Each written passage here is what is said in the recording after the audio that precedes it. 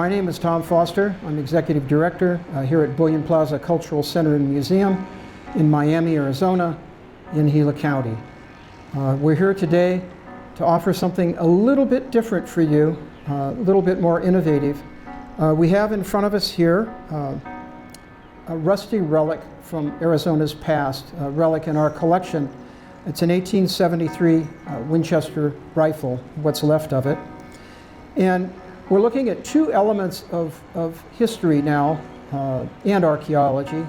We're looking at historic archaeology, which is basically the study of these relics, and then also something a little different here, a little more innovative, psychic archaeology. So what we're going to do here to start with is give you the background of this rifle, what's left of it, what it was, what it did, where it came from, in what period of time. And once we do that, we're going to shift to the different. We're going to have a psychic medium, Lori Hines, tell the story of this artifact, of this relic, as she sees it, as she recounts it, as she feels it.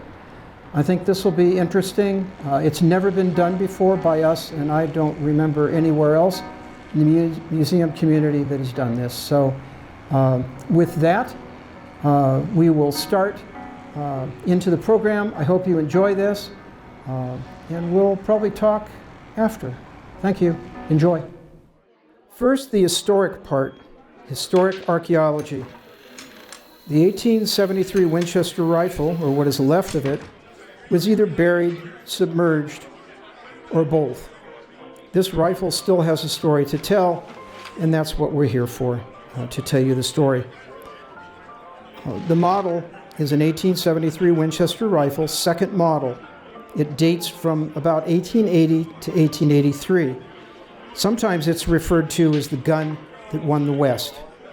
There is no serial number remaining, but we can estimate a date of manufacture by the model, and that is a removable dust cover rail.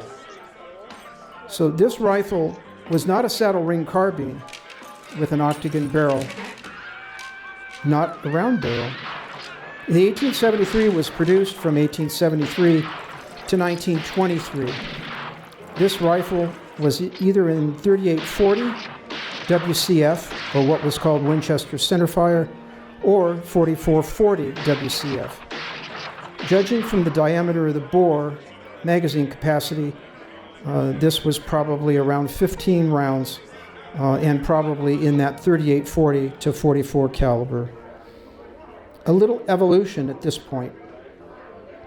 The Henry repeating rifle was a rimfire rifle. It fired a cartridge that had the explosive compound inside the rim. This was 1860. The model 1866 Winchester was both rimfire and centerfire, and came shortly after. And then, after that period of evolution, the model 1873. And now to our artifact. There's not much left, but enough to conjure up a mystery, major mystery, actually. We do not know the exact provenance of this rifle, who owned it, what happened to him or her, and why it was abandoned. We do know this is an Arizona artifact, and that it is particularly cocked. There was no cartridge left in the chamber. However, there is an obstruction partway up the bore. Maybe this is why it was abandoned, as it was fired and couldn't be fired another time. The parts missing, as you can see: the wood buttstock and wood fore-end, butt plate, magazine tube, and various parts.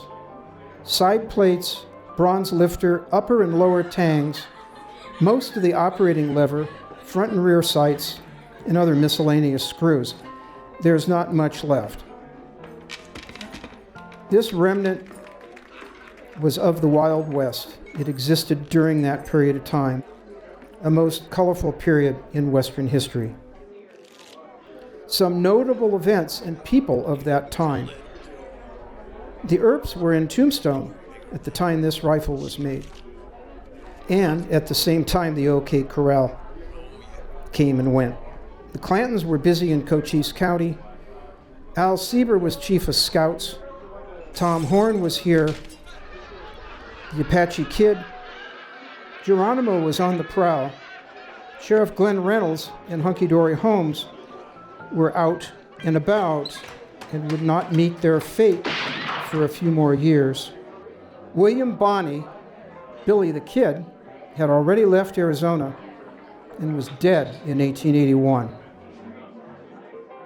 This 1873, the carbine that he was holding is not a rifle, but a saddle ring carbine, is similar to what we have in the photo here, to the artifact we have here. Same model, different configuration. So he's holding a saddle ring carbine, and ours is a full-on rifle. From here, we have an original 1873 rifle, circa about 1886, to show you. This is what our relic looked like when it was in one piece before being abandoned and before losing all of its parts. This rifle is in 44 WCF. So now you have a bit of history, a bit of historic archaeology. And now for the twist, your introduction to psychic archaeology. Still not completely accepted by the mainstream, it is used by law enforcement to solve crimes, find missing people, murder victims, and dead bodies. And with that, I would like to introduce Lori Hines, Arizona author and psychic medium.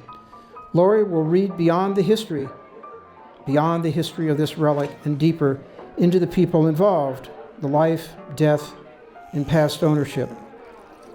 I will turn this over to Lori, and thank you for agreeing to read for us. So we're here today at William Plaza Museum in the Ranch Room, and I'd like to introduce Lori Hines, psychic medium. Hello.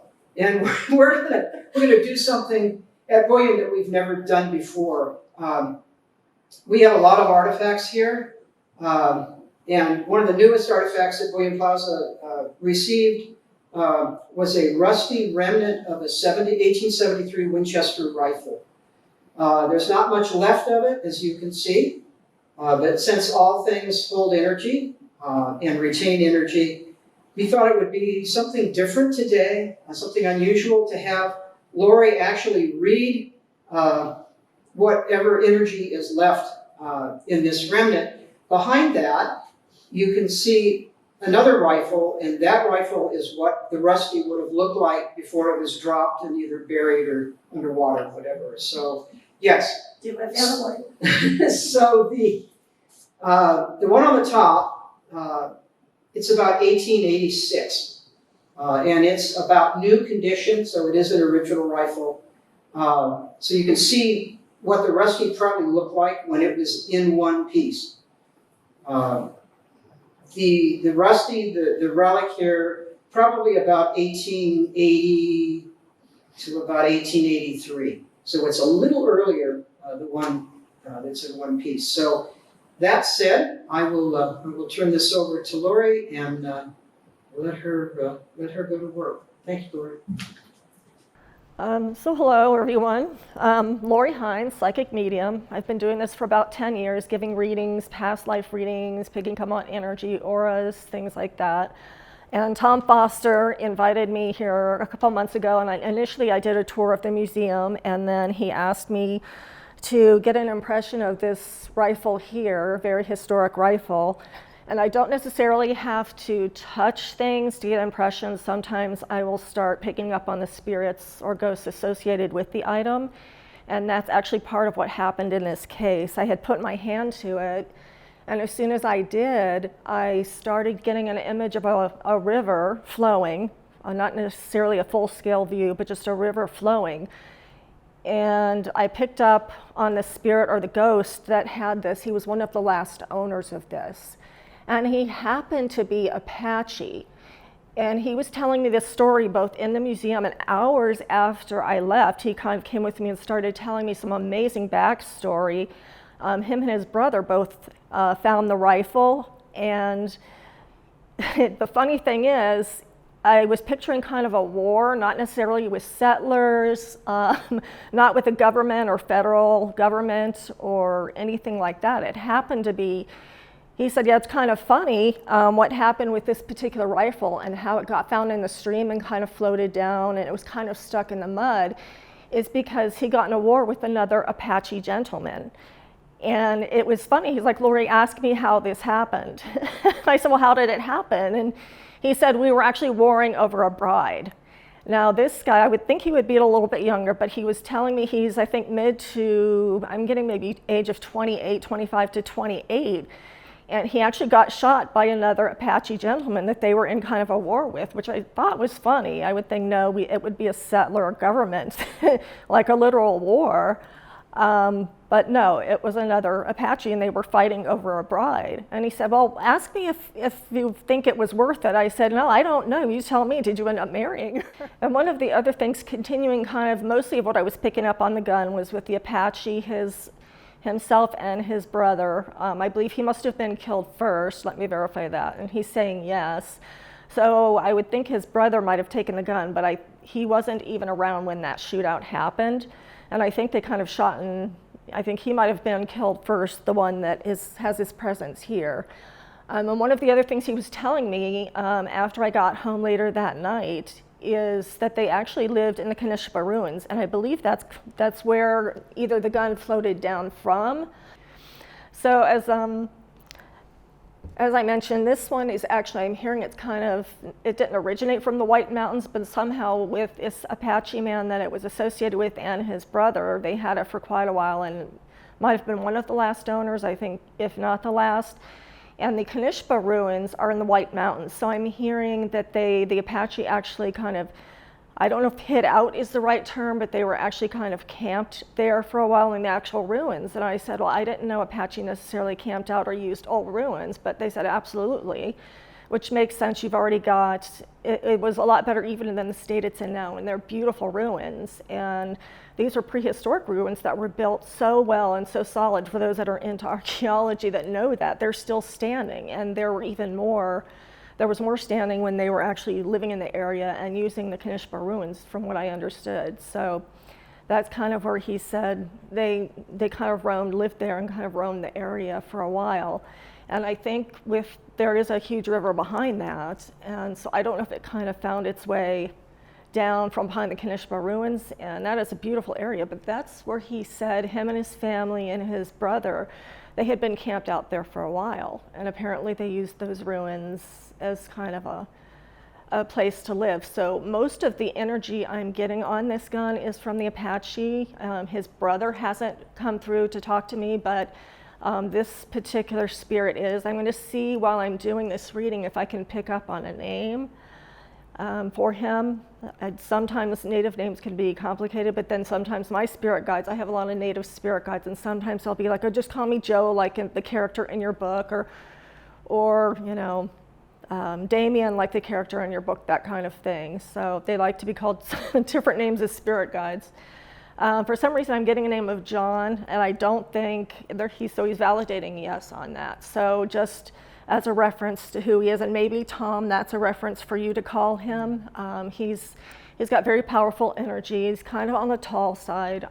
Seen him very long, dark hair, maybe wearing a braid, I believe, and I'm getting confirmation on that. So I've kind of got him standing next to Tom. He roams around the whole museum as a lot of the other spirits do here. So this is probably one of the most fascinating artifacts here that he's collected. I like everything in the Native American section, which is right behind here. But there's been, I'm going to see if I can pick up on a number of owners.